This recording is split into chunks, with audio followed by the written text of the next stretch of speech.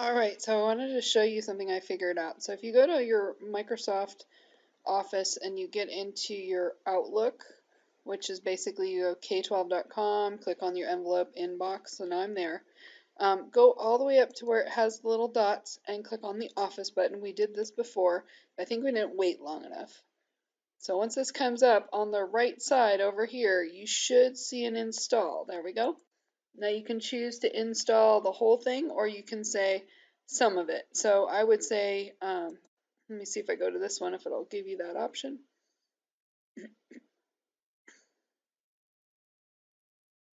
And then here it should be able to, you can install all the apps or you can decide on which ones you want to actually download.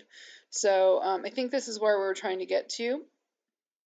Hopefully that will help you. All right. Give me a call or an email. If you have any questions, my email will be in the email, and my phone number is 702 498 8849. Hope that helps, and let me know if there's anything else I can do for you.